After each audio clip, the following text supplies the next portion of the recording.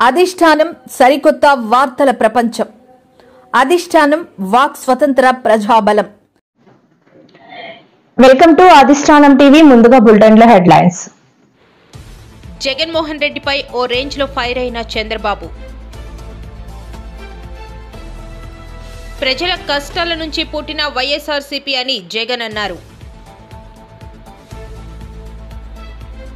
వాళ్లే కరెంటు ఛార్జీలు పెంచుతారు, వాళ్లే ధర్నా అంటారు నారా లోకేష్. రాష్ట్రంలో రెవెన్యూ సమస్యలు ఎక్కువగా ఉన్నాయి మంత్రి అనగాని. జగన్ విద్యార్థులకు పెట్టిన ఇబ్బందులను కూటమి ప్రభుత్వం తీరుస్తుంది గండి బాబ్జీ. హత్య రాజకీయాలకు care of address Chandrababu, Lakshmi Parvathi. రాష్ట్ర ప్రభుత్వం గృహ నిర్మాణ పథకంలో భాగంగా లబ్ధిదారులకు యువత పోరు కార్యక్రమాన్ని జెండా ఊపి ప్రారంభించిన బూడి. ఏపీలో టీడీపీ మరో కొత్త నాటకానికి తెరలేపింది ఎంపీ మిథున్ రెడ్డి. జగన్మోహన్ రెడ్డిపై ఓ రేంజ్ లో ఫైర్ అయ్యారు ముఖ్యమంత్రి చంద్రబాబు నాయుడు. తల్లికి చెల్లికి ఆస్తిలో వాటా ఇవ్వని వ్యక్తి నిన్నటి వరకు ఇదే సభలో ముఖ్యమంత్రిగా ఉన్నారని విమర్శలు గుప్పించారు. ముందే తీసుకొస్తే 2005లో దేశంలో దీన్ని చట్టంగా తీసుకొచ్చారు, మహిళలకు ఆస్తిలో సమాన హక్కుని. అయితే మన రాష్ట్రంలో మనం అందరం గుర్తుపెట్టుకోవాల్సిన అవసరం ఉంది. తల్లికి చెల్లికి ఆస్తిలో వాటా ఇవ్వని వ్యక్తి నిన్నటి వరకు ఈ సభలో కూర్చొని ముఖ్యమంత్రిగా ఉన్నాడంటే ఏ విధంగా సభవో నాకైతే అర్థం కావడం లేదు. నేనేదో విమర్శించాలని విమర్శించడం లేదు. ఇచ్చిన వాటాల మీద కోర్టుకు పోయి అది కూడా ఇవ్వను అనే పరిస్థితి వచ్చారంటే ఇంకా ఆస్తిలో సమాన హక్కు మీద మాట్లాడడం గాని మహిళల గురించి మాట్లాడే హక్కు అలాంటి వ్యక్తులకు ఉంటుందా అని అడుగుతున్నాను అధ్యక్ష. ఎందుకంటే అధ్యక్ష ఈ రోజు మనందరం ఒకటి గుర్తుపెట్టుకోవాల్సిన అవసరం ఉంది. రాజకీయాల్లో ఉండే మనం ప్రజలకు జవాబుదారితనం, మనం ఆదర్శంగా ఉండాలి. మనం ఆదర్శంగా ఉండి ప్రజలకు కూడా ఆదర్శమైన విధానాలకు స్ఫూర్తినిచ్చే బాధ్యత మన పైన ఉంది. అలాంటి వ్యక్తులు తల్లికి కూడా నేను వాటాలు ఇవ్వలేదు, లేకుంటే నేను మార్చుకుంటున్నాను, ఇది నా వాటా అని చెప్పే పరిస్థితికి వచ్చారంటే చాలా బాధేస్తుంది. కనీసం సభ్యత ఆ విషయం కూడా మర్చిపోయి ఇలాంటి చేసే పరిస్థితికి వచ్చారు. సమాన హక్కులు కల్పించడం ద్వారా వారిని ఆర్థికంగా, రాజకీయంగా, సామాజికంగా పైకి తేవాల్సిన బాధ్యత మనందరిపైన ఉంది. ఇప్పటికి కూడా మనం వివక్ష చూపిస్తూనే ఉన్నాం. ఎవరైనా మహిళలను చూస్తే మనకందరికి కూడా ఒక చిన్న చూపు, మీకేం తెలీదు, మీరుండండి అనే విధంగా మాట్లాడుతున్నాం. రెండో విషయం మీరు చూస్తే అధ్యక్ష, చిన్నప్పుడు తల్లిదండ్రులపైన ఆధారపడతారు, పెద్ద అయిన తర్వాత భర్తలపైన ఆధారపడతారు, మళ్ళీ ముసలివాళ్ళైతే పిల్లలపైన ఆధారపడతారు. కానీ ఎప్పుడు కూడా వివక్ష చూపిస్తూనే ఉంటారు. అందుకే ఈరోజు గర్వంగా చెప్పగలుగుతున్నా, మహిళా సాధికారిత ప్రారంభమైంది తెలుగుదేశం పార్టీతోనే ప్రారంభమైందని చెప్పి కూడా గర్వంగా చెప్పగలుగుతున్నాను. 86లో అధ్యక్ష మహిళలకు ఆస్తిలో సమాన హక్కు ఇచ్చాడు ఎన్టీ రామారావు గారు. అంతవరకు వారసత్వంగా మనం ఒక్కసారి చూస్తే ఆస్తిలో సమాన హక్కు లేదు. ఆడపిల్లలుంటే పెళ్లిళ్ళు చేసి పంపించేస్తున్నాం, ఆస్తిలో హక్కు లేని పరిస్థితి తీసుకొస్తున్నాం, సెక్యూరిటీ ఇవ్వలేని పరిస్థితికి వచ్చాం. వైఎస్ఆర్సీపీ ఇవాళ 15వ ఆవిర్భావ దినోత్సవం జరుపుకుంది. ప్రజల కష్టాల నుంచి వైఎస్ఆర్సీపీ పుట్టింది. ప్రజల కష్టాలను తన కష్టాలుగా భావించి పోరాడుతోంది. ప్రతిపక్షంలో కూర్చోవడం మనకు కొత్త కాదు. అధికారంలో ఉన్న వాళ్లకు ఎప్పటికప్పుడు ధీటైన సమాధానమే ఇస్తున్నాం. ప్రజా సమస్యలపై పోరాడుతూనే ఉంటాం. 10 సంవత్సరాలు మనం ప్రతిపక్షంలోనే ఉన్నాం. ధీటైన సమాధానం అధికారంలో ఉన్న వాళ్లకు ఎప్పుడు ఇస్తూనే వచ్చాం. కళ్ళు మూసుకొని కళ్ళు తెరిచేసరికి సంవత్సరం అయిపోయింది. ఇప్పటికే మరో 3 సంవత్సరాలు 4 సంవత్సరాలలో మళ్ళీ ఈసారి వచ్చేది మళ్ళీ వైఎస్ఆర్సీపీ పార్టీనే.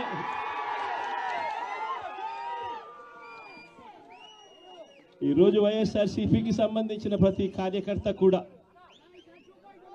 గ్రామంలో ఉన్న ఏ ఇంటికైనా కూడా వెళ్ళొచ్చు, ఏ పేదవాడింటికైనా కూడా వైఎస్ఆర్సీపీ కార్యకర్త సగర్వంగా తలెత్తుకొని కాలర్ ఎగిరేసుకొని వెళ్ళే పరిస్థితి వైఎస్ఆర్సీపీకి సంబంధించిన కార్యకర్తలకు ప్రతి ఒక్కరికి ఉంది. ఏ ఇంట్లోకి వెళ్ళినా కూడా వైఎస్ఆర్సీపీ కార్యకర్తను చూసినప్పుడు ఆ ఇంట్లో నుంచి వచ్చే ప్రతి అక్క, ప్రతి చెల్లెమ్మ, ప్రతి అన్న, ప్రతి తమ్ముడు, ప్రతి సోదరుడు, ప్రతి రైతన్న, ప్రతి అవ్వ కూడా వైఎస్ఆర్సీపీ కార్యకర్తను చూసినప్పుడు చిక్కటి చిరునవ్వుతోనే పలకరిస్తుంది. కారణం వైఎస్ఆర్సీపీ ఏదైనా కూడా చెప్పిందంటే చేస్తుంది అన్న నమ్మకం ఈరోజు ప్రతి ఇంట్లో కూడా ఉంది. కాబట్టి ఈరోజు అటువంటి పరిస్థితుల మధ్య ఈరోజు యాదృచ్ఛికంగా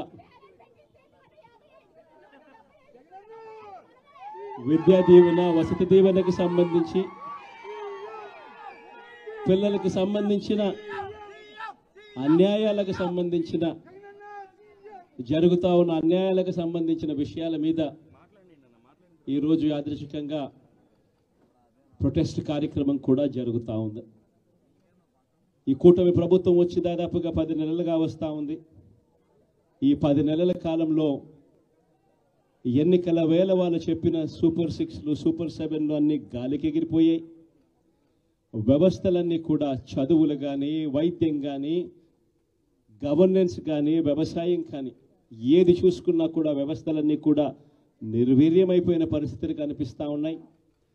ఈరోజు పిల్లలకు సంబంధించిన ఫీజులకు సంబంధించిన బకాయిలు కూడా సంవత్సర కాలంలో ఫీజు రీయింబర్స్మెంట్కు కావాల్సింది ఒక్కొక్క క్వార్టర్కు 700 కోట్ల రూపాయలు చొప్పున, సంవత్సరానికి 2800 కోట్ల రూపాయలు విద్యా దీవెన కింద 4 క్వార్టర్లకు సంబంధించిన కేటాయింపులు చేయాలి. అంటే 2800 కోట్లు. వసతి దీవెన కింద ప్రతి ఏడాది ఏప్రిల్ మాసం వచ్చేసరికి 1100 కోట్ల రూపాయలు కేటాయింపులు చేయాలి. అంటే గత ఏడాది ఈ 11 వాళ్లే కరెంటు ఛార్జీలు పెంచుతారు, వాళ్లే ధర్నా అంటారు, వాళ్లే ఫీజు బకాయిలు పెడతారు, మేము వాటిని తీర్చుతుంటే దానిపై ధర్నా అంటారు. ఈ రోజు ఫీజు రియంబర్స్మెంట్ పై సభలో చర్చ ఉంది. అయినా చర్చ చేయకుండా ఇలా పారిపోతున్నారు అని మంత్రి నారా లోకేష్ అన్నారు. దానిపైన ధర్నా అంటారు. ఎట్లా అధ్యక్ష ఇది? ఎందుకు 4500 కోట్ల రూపాయలు బకాయిలు పెట్టారు చెప్పమనండి. డిస్కస్ చేద్దాం అధ్యక్ష. చర్చకి సిద్ధంగా ఉన్నాం. షార్ట్ డిస్కషన్ ఉంది, దానిపైన చర్చిద్దాం అధ్యక్ష. అన్ని విషయాలు చర్చిద్దాం. ఫీ రీయింబర్స్మెంట్ గురించి మాట్లాడదాం, వాళ్ళ వల్ల ఎన్ని ఉద్యోగాలు పోయినా మాట్లాడదాం. చర్చకి ప్రభుత్వం సిద్ధంగా ఉంది. సాయంత్రం షార్ట్ డిస్కషన్ ఉంది, డిమాండ్స్ మూవ్ చేస్తున్నాం, దానిపైన డిస్కస్ చేద్దాం అధ్యక్ష. Thank you. ఈరోజు సాయంత్రం అధ్యక్ష ఈరోజు షార్ట్ డిస్కషన్ ఉంది. ఫీ రీయింబర్స్మెంట్ పైన మాట్లాడడానికి సిద్ధంగా ఉంది ప్రభుత్వం. ఉద్యోగాలు, ఉపాధి కల్పన గురించి మాట్లాడడానికి సిద్ధంగా ఉంది. గత ప్రభుత్వం పెట్టిన 4500 కోట్ల బకాయిల గురించి కూడా మాట్లాడడానికి మేము రెడీగా ఉన్నాం అధ్యక్ష. వింత ఏంటంటే ఫీజు పోర్ అని పేరు పెట్టి తర్వాత ఫీజు పోర్ నుంచి యువత పోర్ అని పేరు మార్చుకుంటూ కూడా చాలా నవ్వుకుంటున్నారు అధ్యక్ష. బయట వాళ్ళకి దేనిపైన పోరాడుతున్నారు ముందర క్లారిటీ ఉంటే బాగుంటుంది అధ్యక్ష.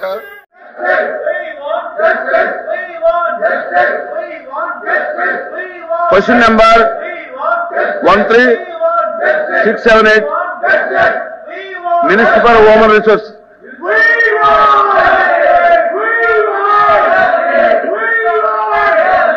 హ్యూమన్ రిసోర్స్ మినిస్టర్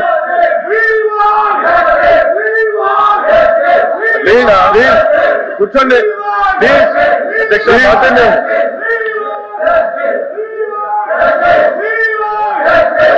ప్లీజ్ అధ్యక్ష అన్ని విషయాలు ఈరోజు సాయంత్రం అధ్యక్ష ఈరోజు షార్ట్ డిస్కషన్ ఉంది. ఫీ రీయింబర్స్మెంట్ పైన మాట్లాడడానికి సిద్ధంగా ఉంది ప్రభుత్వం. ఉద్యోగాలు, ఉపాధి కల్పన గురించి మాట్లాడడానికి సిద్ధంగా ఉంది. గత ప్రభుత్వం పెట్టిన 4500 కోట్ల బకాయిల గురించి కూడా మాట్లాడడానికి మేము రెడీగా ఉన్నాం అధ్యక్ష.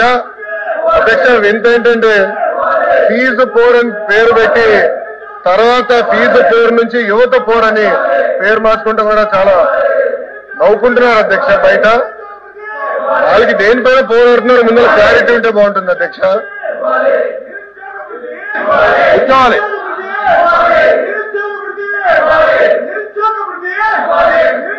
దయచేసి కూర్చోండి. దయచేసి కూర్చోండి. దయచేసి కూర్చోవాలి. రాష్ట్రంలో రెవెన్యూ సమస్యలు ఎక్కువగా ఉన్నాయని మంత్రి అనగాని సత్యప్రసాద్ అన్నారు. భూ వివాదాలపై 2 లక్షల పైగా అర్జీలు వచ్చాయి. సమగ్ర సర్వే జరుగుతోంది. గత ప్రభుత్వం జర్నలిస్టులకు ఇళ్ల స్థలాలు ఇస్తామని ఓ జీవో ఇచ్చి చేతులు దులుపుకుంది. దాని ప్రకారంగా అధ్యక్ష అదే దీంట్లో భారం మోపే విధంగా అధ్యక్ష, ఎందుకంటే అధ్యక్ష భూమి ధరను 60% ప్రభుత్వం 40% జర్నలిస్టు పెట్టుకునే విధంగా ఈ యొక్క ప్రక్రియను పెట్టారు అధ్యక్ష. దాంట్లో కూడా చాలా కండిషన్స్ పెట్టారు అధ్యక్ష. జర్నలిస్ట్ కానీ జర్నలిస్ట్ జీవిత భాగస్వామ్యం కానీ గతంలో ఏదైనా ప్రభుత్వ పథకం కింద ఇళ్ల స్థలం తీసుకున్నా, లేకపోతే వారికి ఎక్కడైనా అక్రిడేషన్స్ ఉన్నా, లేకపోతే వారికి చిన్న ఫ్లాట్ ఉన్నా, చిన్న ప్లాట్ ఉన్నా, వీళ్ళందరూ అర్హత కాదు అని చెప్పేసి కఠినతరమైనటువంటి పెట్టారు అధ్యక్ష. అయితే అధ్యక్ష అలాగే 10 సంవత్సరాలు లోపు ఇల్లు కట్టకపోతే వెనక్కి తీసుకునే విధంగా గైడ్లైన్స్ కూడా ఇచ్చారు అధ్యక్ష. 10 సంవత్సరాల తర్వాత మళ్ళీ అమ్ముకునే విధంగా అంటే ఇవన్నీ కూడా పెట్టి ఇన్ఛార్జ్ మంత్రిని చైర్మన్గా పెట్టి జిల్లా కలెక్టర్లు, రెవెన్యూ అధికారులని, అలాగే డిపిఆర్ఓలు అందరినీ కూడా కన్వీనర్లుగా పెట్టి చేయడం జరిగింది అధ్యక్ష, జిల్లా స్థాయిలో అధ్యక్ష. అయితే అధ్యక్ష జీవో ఇచ్చినప్పటికి కూడా అధ్యక్ష జర్నలిస్టులు అప్లికేషన్ తీసుకునే ప్రక్రియ అధ్యక్ష ఎక్కడ కూడా పారదర్శకంగా జరగలేదు అధ్యక్ష. అయితే అధ్యక్ష మన చంద్రబాబు నాయుడు గారు అప్పుడు ముఖ్యమంత్రిగా ఉన్నప్పుడు అధ్యక్ష 2014-19 ఎప్పుడు కూడా జర్నలిస్టుల పట్ల చాలా ప్రేమగా ఉండేవాళ్ళు అధ్యక్ష. ఎందుకంటే అప్పుడు లోటు బడ్జెట్ ఉన్నప్పటికీ కూడా అధ్యక్ష జర్నలిస్టుల సంక్షేమం కోసం చాలా ప్రాధాన్యత ఇచ్చారు అధ్యక్ష. జర్నలిస్టుల భవన పథకం కింద, అలాగే మరి ముఖ్యమైనటువంటి అధ్యక్ష పిఆర్ఆర్ నిధి అధ్యక్ష, ప్రెస్ రివార్డ్ నిధి అధ్యక్ష, దీనికోసం ప్రత్యేకమైనటువంటి శ్రద్ధ పెట్టారు అధ్యక్ష. అలాగే ఆధునికత కోసం కూడా ప్రయత్నాలు చేశారు అధ్యక్ష. అలాగే ఆరోగ్య సదుపాయాలు అధ్యక్ష, అలాగే ప్రెస్ అక్రిడిషన్లు కూడా వాళ్ళు సులభతరంగా చేసే అక్రిడిషన్ వచ్చే విధంగా కూడా చేశారు అధ్యక్ష. అయితే అధ్యక్ష గౌరవ సభ్యులు అడిగినట్టుగా అధ్యక్ష ఎంపీలు అదే అధ్యక్ష ఇది కూడా సబ్జుడిస్లో ఉండింది అధ్యక్ష మొదటిదాకా కూడా. ఎందుకంటే అధ్యక్ష సుప్రీంకోర్టు ఎంపీలు, ఎమ్మెల్యేలు, ఏఎస్, రాష్ట్ర ప్రభుత్వ అధికారులు, రాజ్యాంగ న్యాయస్థానాలు, న్యాయమూర్తులు మరియు జర్నలిస్టులు ఇంటి స్థలాల కేటాయింపుకు సంబంధించి అధ్యక్ష 2011లోని సివిల్ అప్పీల్ కేసు నంబర్ అధ్యక్ష 3791-3793, అలాగే 2011లోని సివిల్ అప్పీల్ నంబర్లు 3794-3796, 2011లోని 3797-3799 మొదలైన వాటిలో ఈ క్రింద విధంగా ఉత్తర్వులు ఇచ్చారు అధ్యక్ష. సుప్రీంకోర్టు మరియు హైకోర్టు న్యాయమూర్తులు, ఎంపీలు, ఎమ్మెల్యేలు, ఏఎస్ అధికారులు, జర్నలిస్టులు మొదలైన వారి ఇతరుల ప్రాధాన్యతగా తగ్గించే విధంగా ప్రాథమిక విలువను భూమిని కేటాయించడం ప్రత్యేక. జగన్ విద్యార్థులకు పెట్టిన ఇబ్బందులను కూటమి ప్రభుత్వం తీరుస్తోంది అని టీడీపీ జిల్లా అధ్యక్షులు గండి బాబ్జీ అన్నారు. విద్యార్థులను జగన్ ఉద్ధరించినట్లు మాట్లాడుతున్నారని వ్యంగ్యంగా మాట్లాడారు. అట్లీస్ట్ మంచి విమర్శలు చేయి, ప్రజలు మళ్ళా నిన్ను ఆదరించడానికి అవకాశం ఉంది. అంతేగాని ఈ లేనిపోనివన్నీ కూడా నువ్వు రోజు ఏం పని లేదు కదా అని చెప్పి బెంగళూరు వెళ్ళడం, ఆదివారం పూట శనివారం పూట రావడం, ఒక ప్రెస్ మీట్ పెట్టడం. ఇప్పుడు అసలు నువ్వు 5 ఏళ్లు ముఖ్యమంత్రిగా ఉన్నప్పుడు ఎప్పుడైనా ఈ తెలుగు వాళ్ళని విలేకరులను ఎప్పుడైనా ప్రెస్ మీట్ పెట్టావా? ఇప్పుడు నీకు అవసరం వచ్చిందా తెలుగు వాళ్ళ యొక్క ప్రెస్ మీట్ అవసరం? ఇవన్నీ కూడా మీరు గమనించి ప్రజలకు తెలియజేయాలని చెప్పి మీ ద్వారా కోరుతున్నా. అతనికి ప్రెస్ అంటే గౌరవం ఉండేది కాదు, నాయకులంటే గౌరవం ఉండేది కాదు. అతను ఈవేళ ఒక నాయకుడిని పెట్టాడంటే రేపు రాత్రికి ఒక నాయకుడి మీద కోపం వచ్చిందంటే తీసి ఇంటికి పంపించేవే. ఇటువంటి పరిపాలన చేసావు కాబట్టి నీ కార్యకర్తలు నీకు తగిన బుద్ధి చెప్పారు. దానితో ప్రజలు కూడా 2 చెయ్యిలేసి 2 లెంపకాయలు వాయుకుంటారు. ఇంకా నీకు సిగ్గు లేదు. దయచేసి నువ్వు జాగ్రత్తగా నీ నాయకులు నువ్వు కూడా సద్విమర్శలు చేయండి. ఈ గవర్నమెంట్ ని డెఫినెట్ గా మేము సర్దుకుంటాం. ఏదైనా ఉంటే మేము ఈ అభివృద్ధి చేయడానికి, ప్రజలు సేవ చేయడానికి మాకు ఇచ్చిన అవకాశాన్ని మేము వాడుకుంటాం తప్పితే నీలాగా ఎక్కడ పడితే అక్కడ ప్యాలెస్లు కట్టుకొని బ్రాందీల మీద, ఇసుకల మీద, మైన్స్ మీద డబ్బులు దోచుకొని ఈ ప్రభుత్వం కాలక్షేపం చేయదని చెప్పి మీ ద్వారా మరొకసారి తెలియజేస్తూ, మీరు యువత మీద నిజంగా ప్రేమ ఉంటే యువతకి ఎక్కడ మేము నష్టం చేస్తున్నామో ఆ పాయింట్ వైజ్ మీరు రాసి మాకు ఇవ్వండి. మేము మా నాయకుడికి, మా ముఖ్యమంత్రికి తెలియజేస్తాం. అది కాదు మీరు నోటుకొచ్చినట్టు ఈ దొంగలందరినీ కూడా ఒక్కొక్కరిని జైలుకి పంపిస్తూ మీరు ఎక్కడైతే తప్పు జరుగుతుందో వాళ్ళని పట్టుకుంటామని చెప్పి భయంతో మళ్ళా మీరు యాజిటేషన్ మొదలు పెడితే అమ్మో ఇవన్నీ ఆగుతాయని మీరు అనుకుంటారేమో. ఎవడైతే తప్పు చేశాడో ఇవాళ చూసారు మీరు ఈసారికి ఇవాళ నోటీస్ ఇచ్చారు.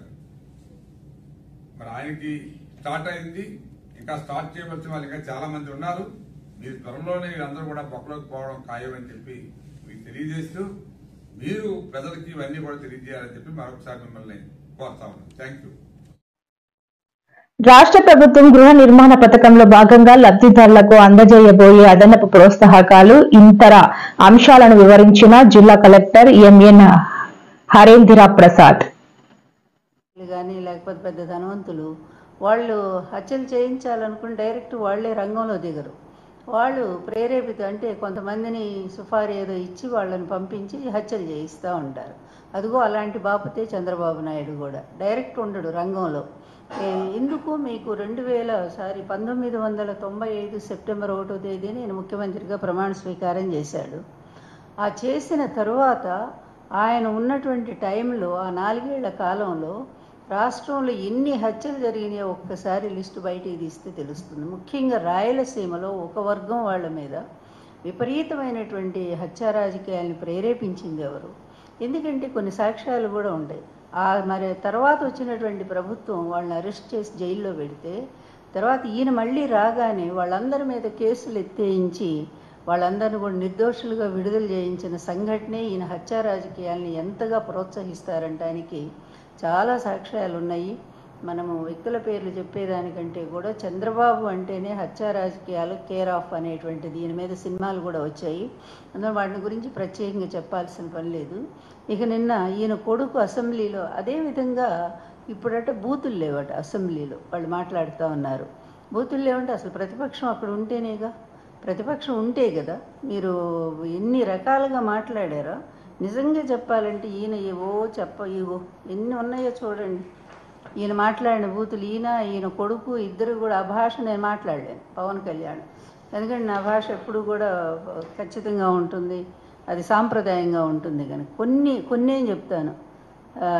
ఏంటి జగన్ సైకో ముఖ్యమంత్రి, ఒక ముఖ్యమంత్రి రాష్ట్రంలో పిచ్చోడు ముఖ్యమంత్రిగా ఉన్నాడు.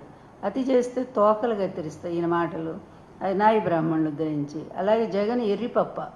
ఇంకా నేను కఠినమైన పదాలు అవి చెప్పట్లేదు నేను. ఇంకా తర్వాత ఇక అబ్బో నాయన భయంకరంగా ఉన్నాయి ఇవి చెప్పాలంటే. ఒక్కొక్క వైసీపీ గుండాగాడి క్రిమినల్ కానీ మీకు రోడ్ల మీద కొడతా బట్టలోడు తీసి పిచ్చి మాటల.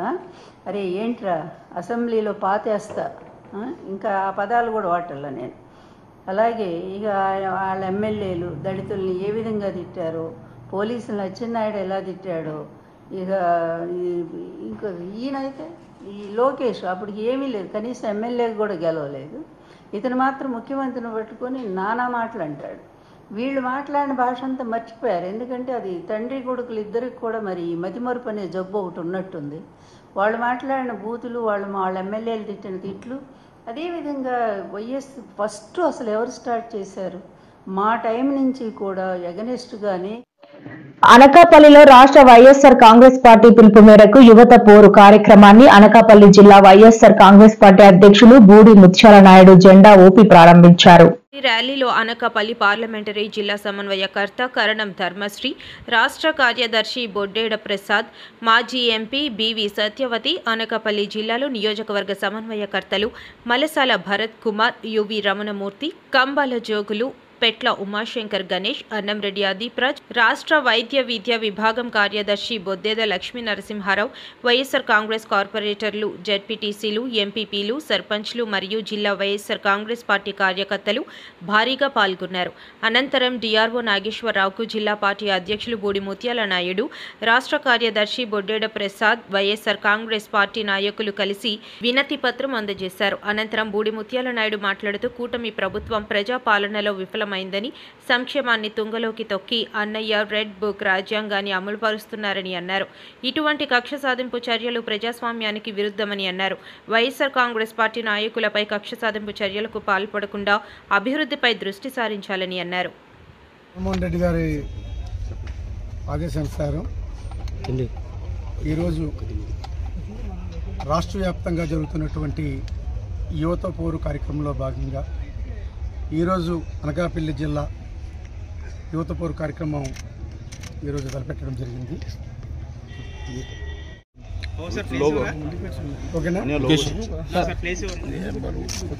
వచ్చి మనచ్చు కదా.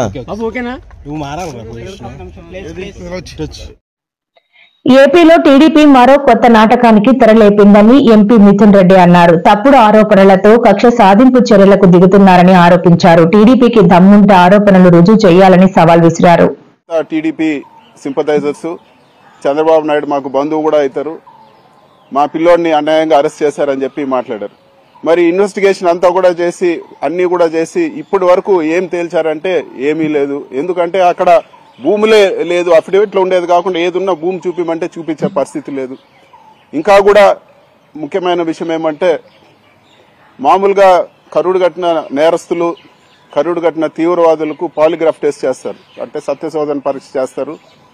సో నిజం వాళ్ళు చెప్పడం లేదు కాబట్టి అట్లాంటి ఆ పరీక్షలో ఖచ్చితంగా వాళ్ళ నిజం చెప్తున్నారో అబద్ధం చెప్తారో తెలుస్తుంది. ఇదే అతనికి కోర్టులో సబ్మిట్ చేసిన డాక్యుమెంట్. ఇది పాలిగ్రాఫ్ టెస్ట్, లై డిటెక్షన్ టెస్ట్ ఎవరైతే ఆర్డీఓ ఆఫీస్ లో పనిచేశాడో అతని దగ్గర పెట్టారు. ఆ గౌతమ్ తేజ్ అనే పిల్లోడు son of G Yathiraju Naidu అని. సో ఈ పాలిగ్రాఫ్ టెస్ట్ ఏదైతే ప్రభుత్వం చేయించిందో ఎక్కడ కూడా అతను నేరం చేసినట్టు లేదు, ఎక్కడ కూడా అతను దాంట్లో ఏదో ఒక మోటివ్ కానీ ఇంకోటి కానీ చేసినట్టు లేదని చెప్పి క్లియర్ గా ఈ క్వశ్చన్స్ అన్ని కూడా నేను మీడియా మిత్రులతో కూడా పంచుకుంటాను.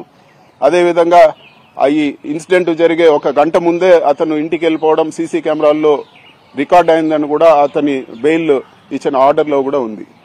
మరి ఇలాంటి ఒక విషయాన్ని తీసుకొచ్చి ఒక కట్టుకథ అల్లి ఏదో జరిగిపోయిందని చెప్పి నెలలు నడిపి ఏదో చేస్తామని చెప్పి అక్కడికి డీజీపీని హెలికాప్టర్లో పంపించడము, రెవెన్యూ సెక్రటరీ రావడము, దాని గురించి మంత్రులు మాట్లాడడము, చంద్రబాబు నాయుడు గారే పలుమార్లు మాట్లాడడము, ఇన్ని కూడా ఏదో ఒక డైవర్షన్ టాక్టిక్స్.